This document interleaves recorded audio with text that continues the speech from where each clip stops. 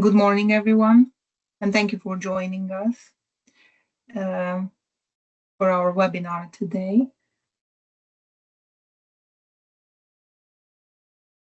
So we're going to look today at what sort of debt advice and wider support there is available for clients entering mental health crisis breathing space.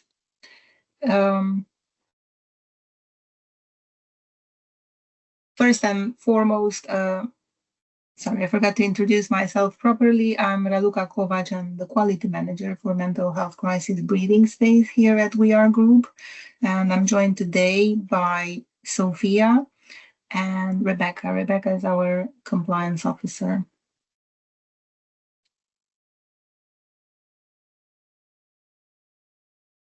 So when we're talking what other support is available for clients entering mental health crisis breathing space, we're mainly looking at free debt advice. So all individuals protected under the Mental Health Crisis Breathing Space scheme can access free FCA-regulated debt advice from our partner, Toynbee Hall. This ensures that when their crisis treatment ends, their problem debt is also dealt with, and the vicious circle of poor mental health and debt is broken. Once clients are feeling ready to deal with their indebtedness, a team of trained debt advisors provides debt advice to these clients to address emergencies. So we're looking at potential evictions, bailiff actions, ineligible debts such as magistrates' court fines, or full debt advice casework. So to qualify for free debt advice under this contract, the client has to be in mental health crisis breathing space. Once their moratorium has ended, they will be directed to other free debt advice providers. There's a very good link on the Money Helper website. It's called Debt Advice Locator. So this will be sent to them, and if they enter their postcode and their preferred communication channel, then they will find all the relevant debt advice providers in their area, whether for telephone support or face-to-face support. So what is a debt advice session? It is a consultation between a debt advisor and a person experiencing financial difficulties, and it has a couple of steps. The first one is exploring the debt problem. So the debt advisor will gather key information about the client's personal details, all of their debts, income and expenditure, any recent or ongoing financial events. The next step is identifying and handling any urgent issues.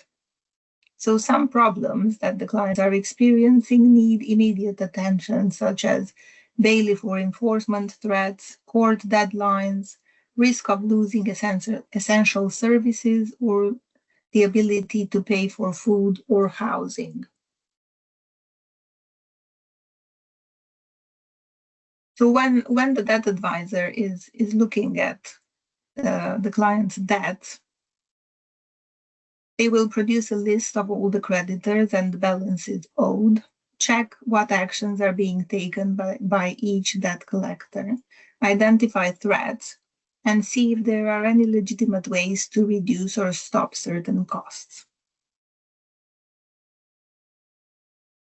Building a clear budget, so income and expenditure review. This is probably the most important step in the debt advice session. So it's listing all the income that particular client has, whether it comes from wages, benefits, or any other sort of support. Include all necessary living costs, so housing, food, utility bills, childcare, travel, etc. Identify opportunities to maximize income, such as benefits that haven't been claimed or any other allowances that have been missed. Once that's done, so from the income and expenditure information gathered from the client, the advisor will usually prepare a financial statement. That's a standard form that shows income versus necessary outgoings and indicates what, if anything, could be offered to pay creditors. On that same financial statement, all the creditors are listed. And there are two sections. One refers to priority creditors and the other one to non-priority creditors. So the debt advisor, with their technical knowledge, will help the client identify whether their debts are priority. So, for example, rent arrears, mortgage arrears, council tax arrears, gas and electricity arrears, because priority debts can have serious consequences if unpaid, or if the type of debts that they have are non-priority, for example, credit cards and loans. So once all this gathering, exploration process has been completed and a financial statement is produced, and we know if the client has a deficit budget or a surplus budget. So based on all the information collected, the advisor will discuss with the client possible strategies to deal with their indebtedness. These might include repayment plans, negotiating reduced payments with their creditors, or formal solutions such as a debt relief order, IVA, individual voluntary arrangement, or bankruptcy. They will explain the pros and cons of each available option. Then it is time for the client to choose their preferred option, and the debt advisor will assist the client. Sorry, I have a cat here. Go away. Will help the client to implement their chosen option. And the next steps can involve contacting creditors on behalf of the client, setting up repayment arrangements, referring clients to specialist services such as legal advice or housing advice, and providing written information and follow-up guidance. So everything that has been discussed with the client in the debt advice session is written up in a confirmation of advice letter and sent to the client, along with a copy of the financial statement. So how can you, as medical professionals, can help clients when referring them to mental health crisis breathing space? As you know, the referral form, the HMT referral form, has a section 4 where you can freely input relevant information. Some of the most useful information that you can give us regarding the client is the name and address of their landlord if they have rent arrears, for example. Also the balance of rent arrears and stage of enforcement. Same information for the client's local authorities or their council if they have council tax arrears, because we cannot find this information in the credit reports that we run for clients. And the sooner we have the information, the quicker those creditors can be listed in the client's mental health crisis breathing space and benefit from protection. We have produced a checklist that you will receive after this webinar to prepare your client for their debt advice appointment. So help them gather all the documents pertaining to their income and expenditure, as well as their debts, creditor letters, account reference numbers. What is really useful for the client to have at hand for their debt advice appointment is details of their debts, proof of income, so recent wage slips, benefit award letters, universal credit statements or pension statements. All the bills relating to household expenditures, so rent or mortgage, council tax, travel costs, childcare, insurance, mobile phone, internet, TV license. Housing and asset information, so their tenancy agreement or mortgage details, vehicle details if they own a car, and any savings information. Also, extremely important to be able to assist them as quickly as possible, anything to do with urgent issues. So eviction notices, court dates, bailiff visits, utility disconnection threats, or deductions from wages.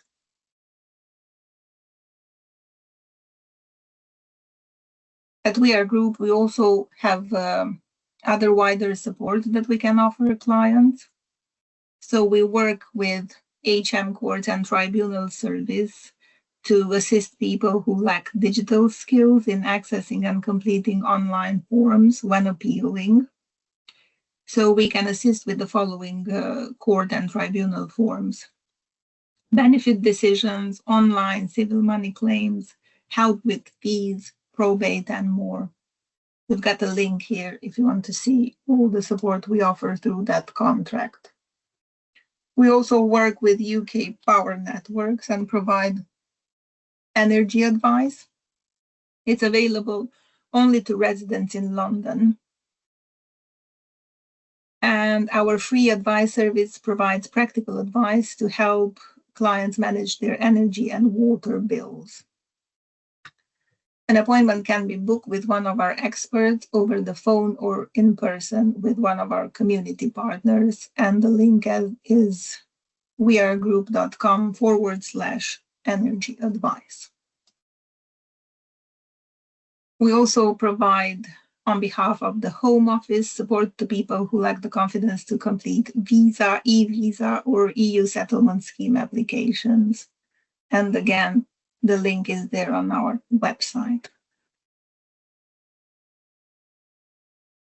Our amazing marketing team has produced these help articles, which can be found on our website. So if you scan the QR code, it will take you straight to the help articles, and they contain a lot of frequently asked questions and obviously answers, and provide further guidance on specific topics.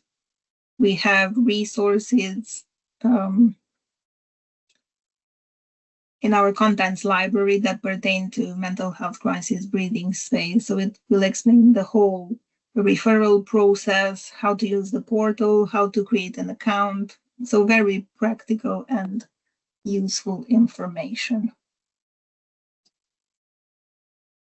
And that's it. It's now time for questions and answers if there are any questions. Thank you for your time.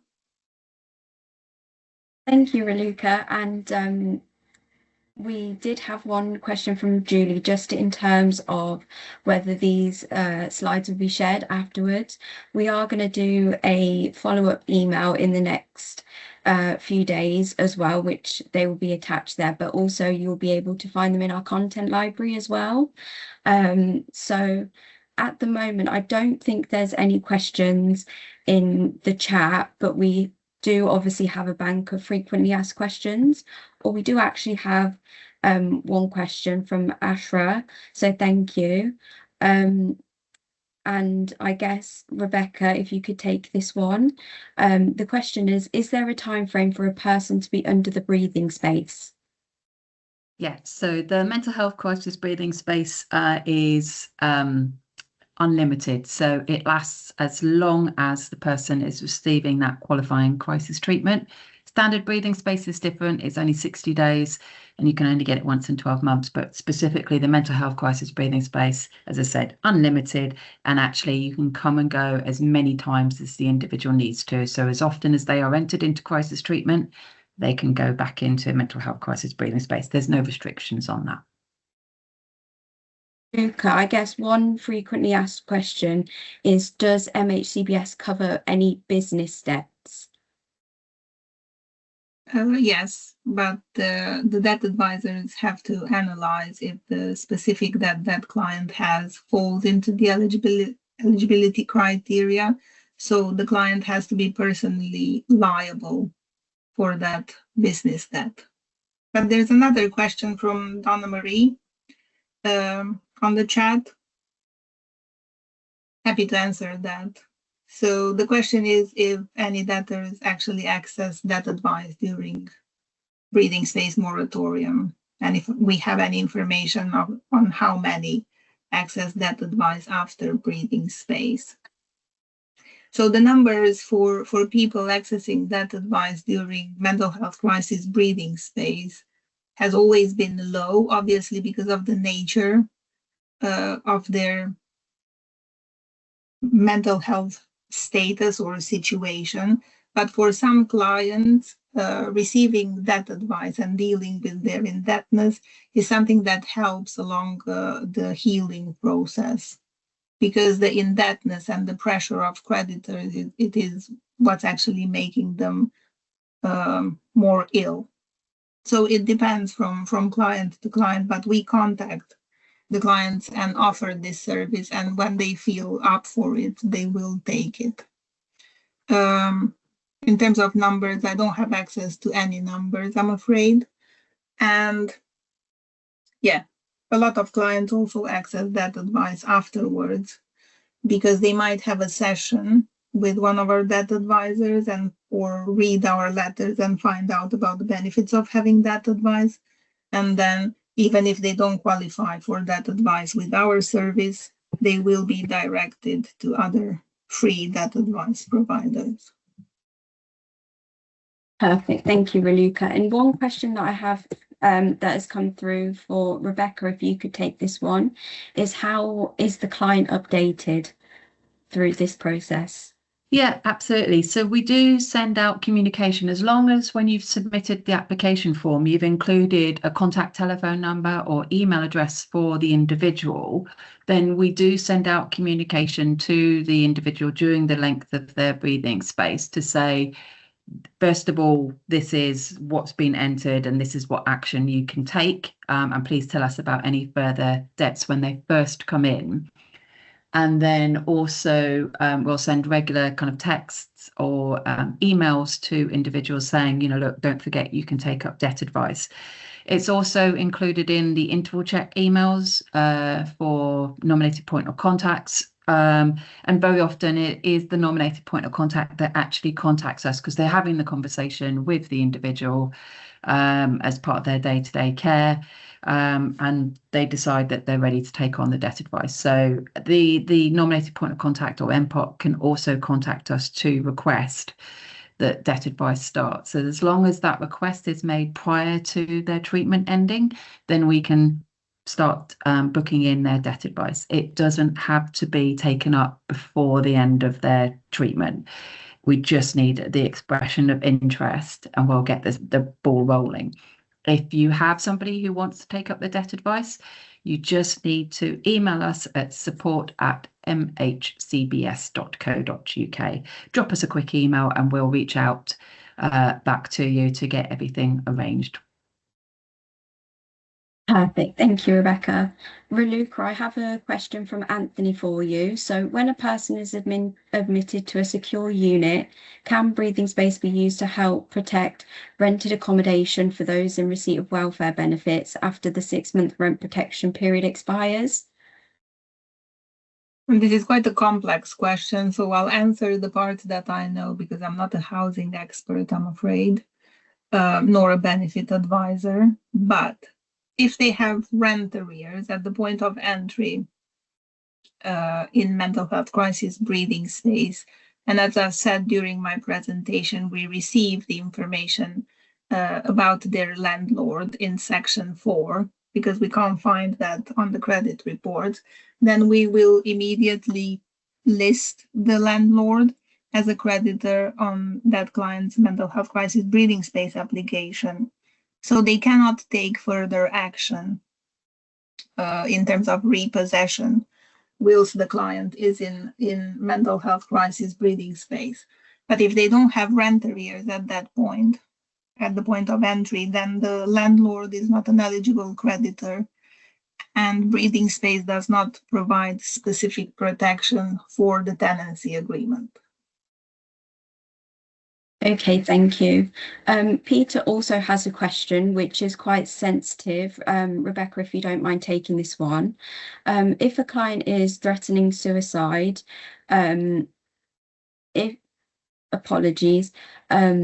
And then if a professional does not continue to agree that they meet the criteria for breathing space, does this meet the crisis criteria? Okay, so the only person that can make that decision is going to be the local AMP, so the approved mental health professional. They are the only ones that can make the decision as to whether or not the treatment that the individual is receiving is qualifying. So whilst the individual may well be having suicide ideation, it depends on the treatment that the individual is receiving. Obviously, the focus needs to be getting the right treatment for the individual. And then as soon as they're receiving that treatment to support them in their crisis, then that's when we can get the application submitted along to the AMP, who will make that decision as to whether or not the individual qualifies. That really is all we were able to do underneath the breathing space regulations. Thank you, Rebecca. And then I'm going to stick with you if that's okay. Julie has a question with regards to the time scale for referring someone for debt advice and them receiving support. And as an additional question to that, is there a waiting list for the mental health crisis breathing space? Absolutely. There's no waiting list as it stands at the moment. The timescales really depend on the individual and when the individual is going to be ready to take it on. So as I say, as long as we've been contacted before their treatment ends, we can start the conversations to get the appointments scheduled. Now, the difference between the debt advisors that work on this project against some debt advisors that might work with other individuals who aren't in mental health crisis is that these guys will really take the time and understand how to deal with vulnerable individuals. So you will find that the appointments will be more frequent for shorter periods to enable the individuals to recover from each of the sessions, because it's hard going. And if you're particularly vulnerable, then that is also very difficult. So they are normally kind of allocated as and when they're free. We do have a mix of male and female. So if your clients only want to work with one particular gender, then we can accommodate that. You just need to request that as when you ask us to get the appointments arranged. And as I say, it varies on how quickly we can get round to individuals, but there is no waiting list at the moment. So it will just be a combination of availability for both parties. Perfect, thank you. Raluca, I have a question for yourself. So when a debt advice caseworker is allocated to a person, is this something that happens automatically if they are under the mental health crisis breathing space, or is it when their breathing space ends? Thank you. So just to quickly add something to what Rebecca has said, I think we forgot to mention, or I forgot to mention, that we only offer telephone debt advice, so we don't have a face-to-face service. If that's what the client prefers, then they will be signposted to face-to-face organizations. And regarding the debt advice caseworkers, so as Rebecca has mentioned, we have a team. They process the applications, and in the letters that we send to the clients, we offer that advice. So when we receive that request from clients, depending on the client's preference and the caseload that the debt advisors have, a person will be allocated and they will stay with that client. So it's that caseworker specifically allocated to each client. Obviously, if there's annual leave or sick leave or anything like that, their colleagues will come in and support, but it's building that trust relationship with the client. And because of the nature of the service, there's no allocation after the breathing space ends, as Rebecca has explained. So it has the debt advice process needs to be initiated whilst the client is still in breathing space. Sorry, I feel like I'm losing my voice. I hope that answers the question. Thank you, Raluca. I have a question for yourself, Rebecca. So there have been some issues logging in for a couple of people. Do you know if this has been resolved? Not aware of any issues currently. So as I said, I've put in the chat if you can just email support@mhcbs.co.uk with a specific challenge that is occurring, then we can have an investigation our end and see if it's an issue our end or whether or not it's something in terms of whitelisting that might need to be rectified by the trust or local authority. Perfect. Thank you, Rebecca. We've also had another question just in regards to if someone can contact their debt advisor or not. And Stella has informed that her client has not been able to get in contact with their caseworker. What would you recommend in that case? Oh, sorry, on. go ahead. You go ahead, no worries. I was going to say, it just be a case of responding by emails to the caseworker if they have the email address. If they don't, then it is debtadvice@mhcbs.co.uk. If they drop them an email there, then we can chase it through for you to make sure that the debt advisor comes back quickly.